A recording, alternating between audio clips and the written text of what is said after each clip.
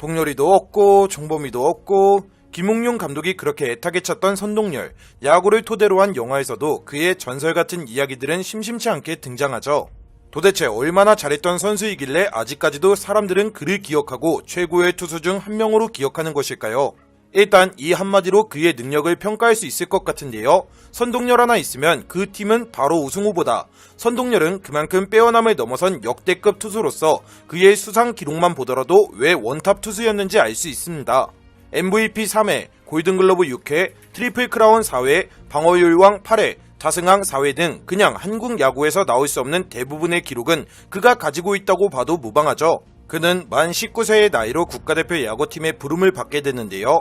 세계 야구 선수권 대회에서 미국, 대만, 일본을 찌발라버리고 대한민국 우승의 주역으로서 자리를 잡게 됩니다. 세계 야구 선수권 대회에서 평균 자책점 0.31, 이게 사람으로서 가능한 수치인가 싶지만 이때 이모균 선수는 방어율이 0이었다고 해서 도대체 어떤 시대인가 궁금할 지경입니다.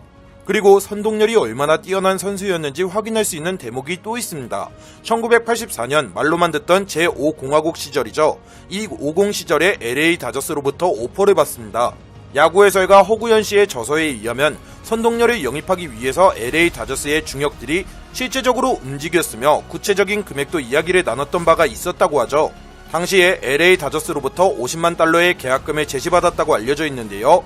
당시 짜장면 한 그릇의 값이 500원이던 시절, 그렇다면 당시 50만 달러는 현재 돈으로 30억 수준이라고 볼 수 있습니다. 이것만 보더라도 얼마나 뛰어난 피칭을 보여줬는지 그게 미국까지 소문이 나서 LA 다저스가 찾아왔을까 싶었죠. 그렇다면 선수 시절 선동열의 기록은 어땠을까요? 그야말로 쩐다는 표현밖에 안 나오는데요. 선동열은 KBO에서는 해태에서만 뛰었고 일본 프로리그에서는 주니치에서 뛰었습니다. 해태에서 뛰던 시기는 1985년부터 1995년까지 총 11년간 활약을 펼쳤는데요. KBO 통산 146승 40패를 기록하면서 승률이 무려 78%에 육박하는 위대함을 보여줍니다. 그리고 KBO 시절 평균 자책점은 1.20, 둘 다 KBO 역대 1위의 기록이죠. 그리고 109경기 선발에 나섰는데 완투도 68차례나 되며 완봉은 29번이나 기록했는데요. 개인이 기록하고 있는 완봉 횟수로는 최다 기록입니다. 주니치 드래곤즈에서도 선동열은 아주 특출난 능력을 보여주었습니다. 통산 4년밖에 뛰질 않았지만 전성기를 한국에서 보냈다는 점을 감안했을 때 훌륭한 피칭을 보여줬죠. 162경기에 출전해 197이닝을 던졌으며 98세이브를 기록했으니 주니치에서도 충분히 제 역할을 소화한 투수라고 볼 수 있죠. 1997년에는 1승 38세이브를 기록하면서 당시의 일본 신기록 세이브 소속으로 우승까지 쟁취하죠. 일본 리그에서 개인 통산 기록은 세이브 부분에서 24위를 기록하고 있습니다. 만약 조금 더 빨리 선동열 선수가 일본 리그에 갔으면 아마 정말 많은 일본 야구 기록이 바뀌었을 것이죠. 그리고 KBO에서 던질 때는 86년부터 91년까지 계속 방어율 1위에 등극합니다. 무려 6년간 단 한 번도 1위의 자리를 놓치지 않았습니다. 거기에 20승 이상 시즌만 3차례나 되며 86년도에는 최다승인 24승 6패, 6세이브를 찍습니다. 87년도에는 14승밖에 거두지 못했지만 방어율이 선발로 0.89까지 찍었죠. 그리고 그의 피홈런 기록을 보면 더 놀랍습니다. 1647이닝을 던지는 동안 단 28개의 홈런만 허용했죠. 일반적인 투수들이 20개에서 30개의 홈런을 한 시즌에 허용한다고 생각한다면 정말 놀라운 수치입니다. 그리고 92년부터는 마무리로 변신을 하게 됐는데요. 어깨에 건초염이 발생하면서 부상 때문에 어쩔 수 없이 보직 변경이 이루어지게 되었습니다. 하지만 역시 마무리 전환 이후에도 정말 잘 던지는 투수였죠. 선동열 선수의 가장 큰 마구는 바로 슬라이더. 커의 커브처럼 떨어지는 슬라이더는 거의 공포의 수준이었습니다. 종으로든 횡으로든 마음대로 공이 휘니까 거의 대부분의 타자들은 손도 못 쓰고 삼진을 당하기 일쑤였죠. 그리고 속구 역시도 상당했던 수준으로 알려져 있는데요. 97년도 언론 보도에 따르면 선동열은 150km 초반대의 공을 마음대로 던질 수 있었던 능력이 있다고 합니다.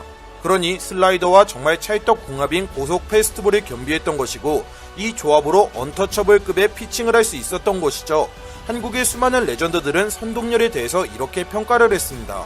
김재박 전 감독의 경우 내 평생 상대했던 투수 중 가장 두려웠던 투수로 선동열을 꼽았죠.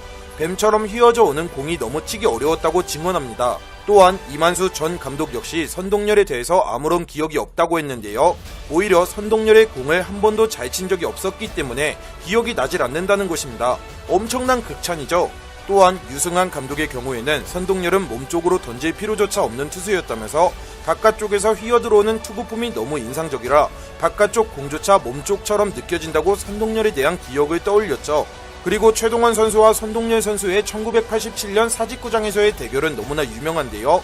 이때 최동원 선수는 209개의 공을 던졌는데 선동열은 232개나 던졌다고 하죠. 지금 생각해보면 정말 말도 안 되는 수치지만 15회까지 2대2의 팽팽한 승부를 했다는 점을 고려하면 선동열의 능력은 우리의 상상을 초월하는 것이 분명한 것 같습니다. 한국 야구 역사 속의 진정한 레전드라고 일컬어지는 선동열 선수의 기록들을 살펴보았는데요. 과연 후대에 선동열 선수의 기록을 깨는 투수들이 나올 수 있을지, 아니 그 기록에 근접할 수나 있을지 궁금해질 정도인데요. 과연 레전드 오브 레전드 투수 선동열이 아닐까 싶습니다.